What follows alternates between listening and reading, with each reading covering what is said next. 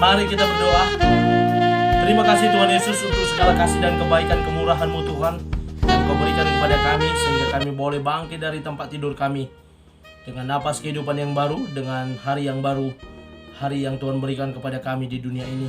Sebelum kami mulai aktivitas kami mau bersekutu dengan Tuhan, beribadah, bersaat teduh, memuji muliakan nama Tuhan, berdoa, dan mendengarkan kebenaran firman Tuhan. Berbicara bagi kami Tuhan, karena kami telah siap untuk mendengarkan kebenaran firman Tuhan.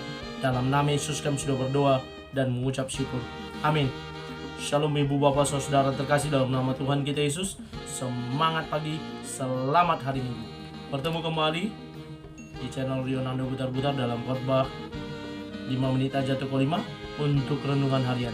Renungan pada hari ini saya ambil dari kitab Yesaya pasal 61 ayat yang pertama sampai dengan ayat yang kedua. Demikian kesaksian firman Tuhan. Roh Tuhan Allah ada padaku, oleh karena Tuhan telah mengurapi aku.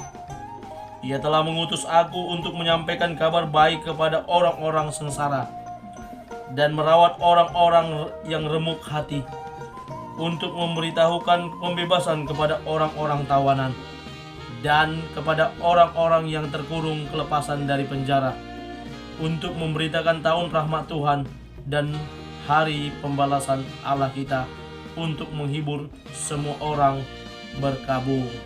Allah yang memerdekakan.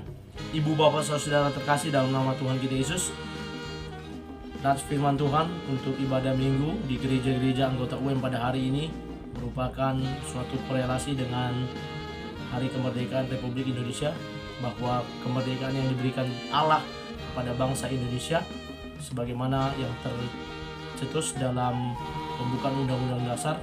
Oleh karena rahmat Tuhan Allah, ya, ada rahmat yang diberikan dari kemerdekaan yang diraih. Memang para pejuang, para pahlawan berjuang untuk meraih kemerdekaan, tapi rahmat anugerah itulah yang dicurahkan oleh Sang Khalik, yakni Tuhan Allah.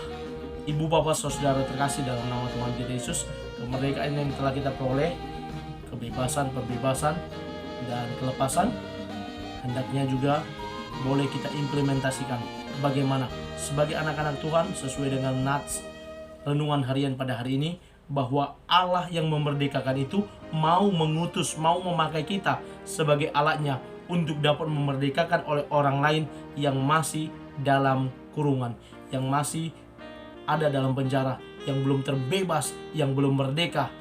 Dalam nats ini sangat jelas bagaimana Yesaya menggambarkan bahwa Allah mau memakai kita. Memang nats ini merupakan nubuatan di mana hadirnya Mesias di perjanjian baru, dan itu digenapi dalam diri Tuhan Yesus Kristus. Lalu implementasinya kepada kita pada masa kini, kita juga boleh diminta menjadi alatnya Tuhan. Kita adalah orang-orang yang sudah diurapi dan diutus untuk menyampaikan kabar baik kepada orang-orang sengsara. Lalu disampaikan juga dan merawat orang-orang yang remuk hati. Kita bisa dipakai Tuhan untuk memotivasi orang lain, memberi semangat kepada mereka yang sedang remuk hati, sedang galau bahasanya sekarang ini, dan kita boleh menjadi motivator bagi mereka, menguatkan mereka, bahkan mendoakan mereka. Lalu kita juga diminta untuk memberitakan pembebasan kepada orang-orang tawanan, dan dilanjutkan kepada orang-orang yang terkurung kelepasan dari penjara, diminta untuk menjadi bagian dari mereka agar kita boleh memberikan semangat, memberitakan kabar baik kepada mereka dari firman Tuhan atau Injil. Selanjutnya untuk memberitakan tahun rahmat Tuhan dan hari pembalasan Allah kita, untuk menghibur semua orang yang berkabung. Kita menjadi bagian dari orang-orang yang menghibur orang lain, dipakai menjadi alatnya Tuhan dalam kumpulan, apakah marga, apakah STM, termasuk juga di gereja. Kita mungkin sering ambil bagian menjadi orang yang berbicara untuk menghibur orang lain. Ketika ada salah satu anggota jemaat, anggota STM atau marga yang kita ikuti yang sedang berduka, maka kita menyampaikan penghiburan kepada mereka. Ini juga merupakan bagian dari implementasi yang dimaksud dalam nats ini. Bagaimana kita juga bisa ambil bagian untuk menghibur hati mereka. Kita boleh menjadi alatnya Tuhan untuk memberikan semangat bagi mereka yang patah semangat, yang sedang galau, yang sedang berduka, sehingga mereka dihiburkan, dikuatkan. Itulah bagian yang dalam skop yang kecil. Kalau skop yang besar, mungkin sebagai hamba-hamba Tuhan, kita adalah bagian dari memberitakan firman Tuhan, memberitakan kabar sukacita, memberitakan Injil kepada orang lain.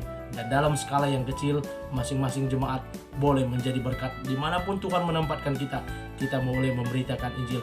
Kalau saya mengambil bagian dalam khotbah harian di channel YouTube ini, itu bagian dari saya untuk mengimplementasikan bahwa Allah mau memakai saya untuk memerdekakan orang lain. Salam merdeka, salam pembebasan, dan Tuhan senantiasa memberkati hidup kita. Amin. Kita bersatu dalam doa.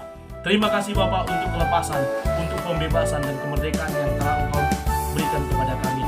Dan kemerdekaan itu hendak kami implementasikan menjadi alatnya Tuhan untuk boleh memerdekakan orang lain. Pakai kami, utus kami menjadi alat-Mu Tuhan. Kami siap untuk melaksanakan perintah Tuhan. Dalam nama Yesus kami sudah berdoa dan mengucap syukur. Amin.